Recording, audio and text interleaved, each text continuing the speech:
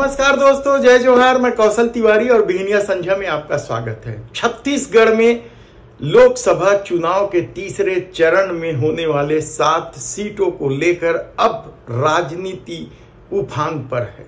धुआंधार प्रचार के बीच एक दूसरे पर आरोप प्रत्यारोप तो लगाए ही जा रहे हैं। सीटें जीत लेने के लिए नए नए जतन तक किए जा रहे हैं।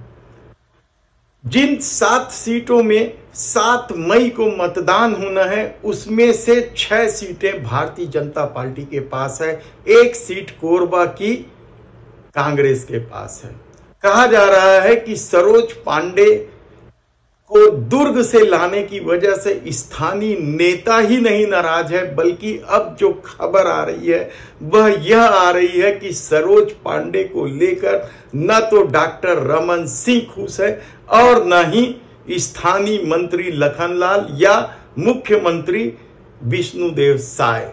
कहा जाता है कि सरोज पांडे के एटीट्यूड को लेकर कई तरह के सवाल है और इसी सवालों के बीच क्या सरोज पांडे कोरबा की सीट बुरी तरीके से हार जाएगी और एक बार फिर इस सीट पर कांग्रेस अपना कब्जा बरकरार रखेगी। तो दूसरी जो आरक्षित सीट है रायगढ़ और सरगुजा की, कहा जा रहा है यहां 50-50 का खेल है और 1 सीट यहां कांग्रेस आसानी से छीन सकती है। वह सीट कौन सी है? रायगढ़ है या फिर सरगुजा है। दोनों ही जगह कांग्रेस ने महिलाओं को अपना प्रत्याशी बनाया। सरगुजा से शशि सिंह तो रायगढ़ से मेनका सिंह। और दूसरी तरफ भारतीय जनता पार्टी ने सरगुजा से तो उस व्यक्ति को टिकट दे दिया है जो हाल में ही कांग्रेस में आए हैं और जिसके खिलाफ पूरी भारतीय जनता पार्टी के स्थानीय नेता लगे रहते थे। तब ऐसे में वह सीट क्या सरगुजा होगी, देखना होगा। तो दूसरी तरफ जांजगीर चांपा को लेकर अब कांग्रेस बेहद मजबूत स्थिति में है और संविधान और आरक्षण खत्म करने को लेकर जो सवाल बड़ा हुआ है उसका जवाब देते देते भारतीय जनता पार्टी के नेता थक गए हैं। लेकिन जांजगीर चांपा में इसका प्रभाव कम होने का नाम ही नहीं ले रहा है और कहा जा रहा है कि कांग्रेस के शिव कुमार डहरिया के लिए जांजगीर चांपा की जीत की राह बेहद आसान हो गई है। तो क्या यह दूसरी सीट होगी जो कांग्रेस छीन रही है भारतीय जनता पार्टी से? बिलासपुर दुर्ग में पेच जरूर फंसा हुआ है और कहा जा रहा है कि ये दोनों सीटें कांग्रेस के लिए बेहद संघर्षपूर्ण सीट है।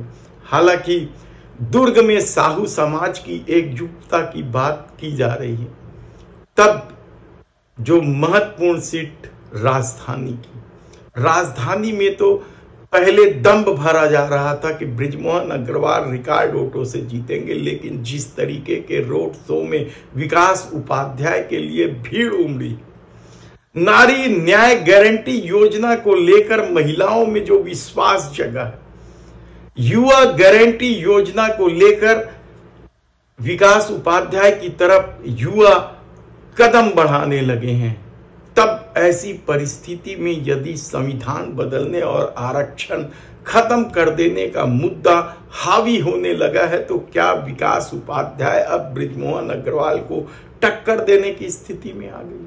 क्योंकि भारतीय जनता पार्टी के खेमे में खलबली मची हुई है। कहा जा रहा है कि कल तक जो लोग दंभ भर रहे थे, अहंकार में जी रहे थे कि बृजमोहन अग्रवाल इस बार पिछले तमाम रिकॉर्ड को तोड़कर रिकॉर्ड वोटों से जीतेंगे, वही बृजमोहन अग्रवाल का पूरा परिजन चुनावी अभियान में लग गया है।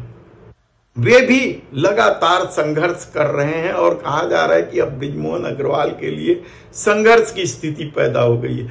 कल तक रिकॉर्ड बनाने के लिए प्रचार प्रसार की बात करने वाले के लिए क्या अब जीत हार के लिए संघर्ष का मुद्दा सामने आ गया? क्योंकि पिछले 2-3 दिनों से जो खबरें आ रही हैं वह बेहद चौंकाने वाली है। कहा जा रहा है कि अब गुजराती वोटों को साधने के लिए देवजी भाई पटेल, मोहन एंटी जैसे नेताओं को लगा दिया गया है। तो अग्रवाल समाज को साधने के लिए भी अग्रवाल समाज के कई पदाधिकारी मैदान में कूद गए। तो सिंधी वोटों के लिए भी एक नया पैंतरा शुरू हो गया। हालांकि सिंधी वोट भारतीय जनता पार्टी के वोट माने जाते हैं, गुजराती वोट भी ज्यादातर भारतीय जनता पार्टी के वोट माने जाते हैं। और पिछले विधानसभा में तो बकायदा सद्दानी दरबार के गुरु युधिष्ठिर ने फतवा जारी किया था, कहा जाए तो गलत नहीं होगा, बृजमोहन अग्रवाल को दक्षिण में जिताने के लिए। तो क्या ऐसा फतवा फिर जारी कर दिया गया है? यह सवाल इसलिए महत्वपूर्ण है क्योंकि कल तक जो लोग कह रहे थे कि कांग्रेस का कहीं मुकाबला नहीं है या कांग्रेस कहीं मुकाबले में नहीं है, वे यदि अब सामाजिक ताने बाने को लेकर रणनीति बना रहे हैं और बृजमोहन अग्रवाल के लिए वोट जुटाने की कोशिश में लगे हैं, तो फिर इसका क्या मतलब है? कल राजधानी रायपुर में विकास उपाध्याय का जो रोड शो हुआ और जिस तरीके से कांग्रेसियों में जान फूंक दी इस रोड शो ने, उसके बाद कहा जा रहा है कि नारी न्याय गारंटी योजना में यदि महिलाओं ने जिस तरीके से फॉर्म भरे हैं, यदि वो वोट में तब्दील हो जाते हैं तो बृजमोहन अग्रवाल का रिकॉर्ड बनाना तो दूर, जीतना तक मुश्किल हो जाएगा। और यही स्थिति युवाओं को लेकर है क्योंकि कांग्रेस ने जिस तरीके से केंद्र सरकार में रिक्त 30 लाख पदों को भर्ती करने के लिए बकायदा शेड्यूल जारी कर दिया कि कब कब भर्ती की जाएगी, वहीं अग्निवीर योजना को छलावा बताते हुए उसे बंद कर देने की बात कही है। उसके बाद क्या युवा कांग्रेस के तरफ आकर्षित हो रहे हैं?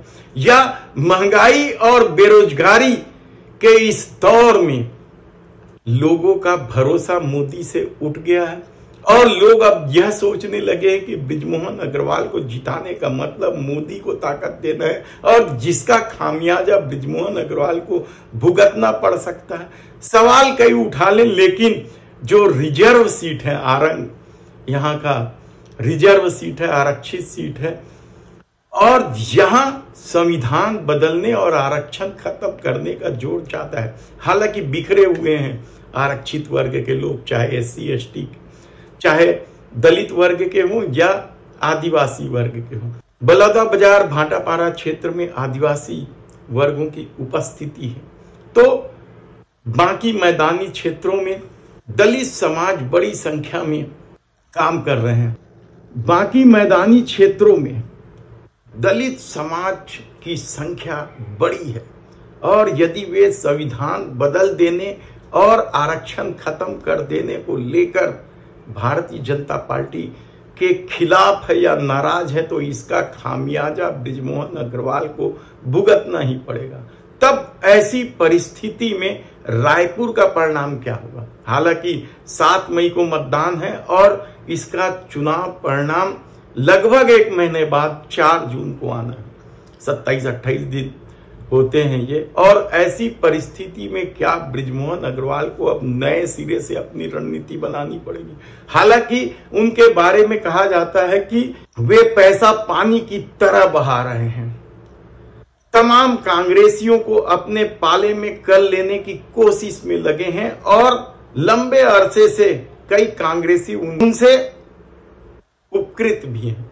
ऐसी परिस्थितियां जब पैदा हो गई और कल तक राजधानी भारतीय जनता पार्टी का गढ़ रही है, पिछले 3 दशक से भारतीय जनता पार्टी को यहां कभी भी हार का मौका नहीं मिला। बड़े बड़े दिग्गज नेताओं को भारतीय जनता पार्टी ने यहां से पराजित किया है। विद्याचरण शुक्ल हो, श्यामाचरण शुक्ल हो, धनेन्द्र साहू हो, जुगल किशोर साहू हो, भूपेश बघेल तक यह सीट गंवा चुके हैं।